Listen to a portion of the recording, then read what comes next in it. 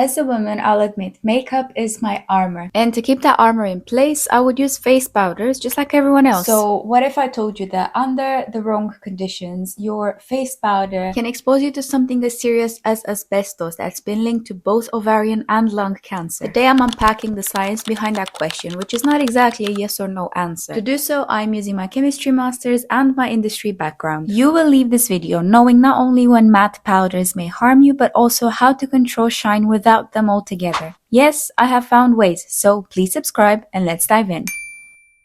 So, we've seen asbestos-related lawsuits in the cosmetic industry in 2005, 2021, and yet again in 2024. This was just last year, and in some cases, the legal pressure snowballed into settlements or even bankruptcy filings. And that really caught my attention because it really shows you how complex the chemistry and the laws behind cosmetics are.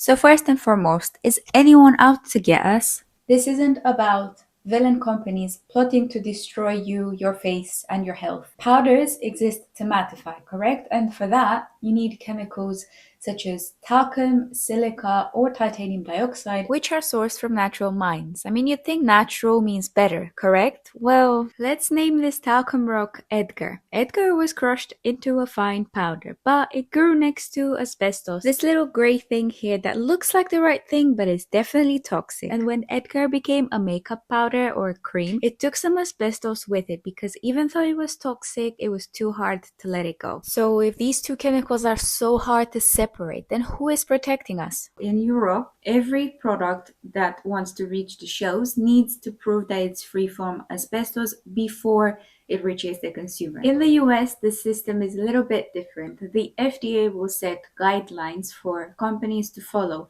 but testing happens after a product reaches the shelf. And if a product they pick doesn't meet the requirements, the fines are quite heavy. You see, asbestos fibers can be identified quite easily under the microscope. However, results can still be inconsistent, and this is where the legal challenges begin, even while standing by the product safety. And now the twist that I found is that the year before that, US FDA's survey found no asbestos in samples pertaining to some of those same brands. Can it be more confusing? It doesn't always mean that someone is out to harm you. It's not just about getting a result, it's about trusting that the result is what it says it is, and all the quality controls that go behind that for every batch of every product in every year. So my advice is buy the best quality that your budget allows. I would personally think twice if the ingredient list was a bit wild, and if this is the price point you're after, don't expect miracles. But now if you want the full glam without taking any potential risks,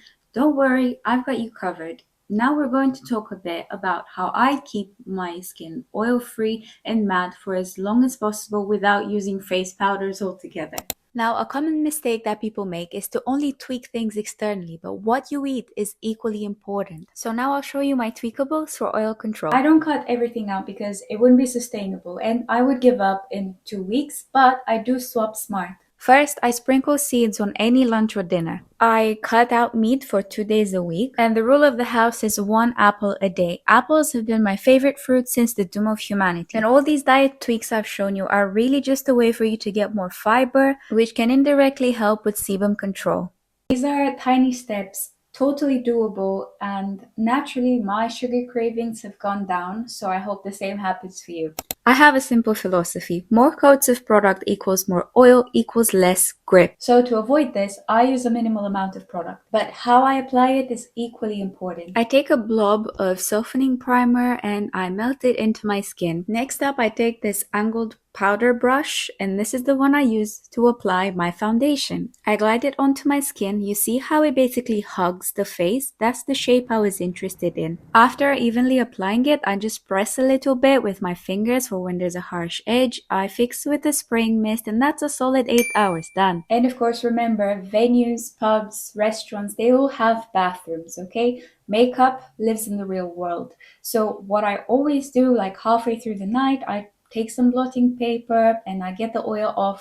Or Split one layer of a paper tissue in half and then just gently press it into the skin like here. Full transparency, here's my face after 8 hours of chores and life, and here's my face after I blotted with paper. The third strategy is actually something quite easy to do. If you do want to limit your exposure to chemicals such as talcum that may be contaminated with asbestos, I would personally advise you to adopt the same strategy that some of these brands have since adopted, which is no talcum, no drama, or even better, I don't wear makeup every day because I'm usually in the lab or I'm working from home. And you want to hear the best part? My friends and family, they know my face with and without makeup, scars included, and it really doesn't matter anymore. I hope this video showed you some potential hidden dangers in the cosmetic industry, and more importantly, I hope that it's empowered you to make healthier choices with the information I gave you. Remember, knowledge is your best cosmetic.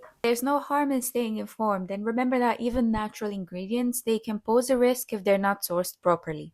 So if you're interested to know more about what is myth and what is fact, I've linked another video for you right here. Stay smart, stay safe, stay glowing, and I will see you next time.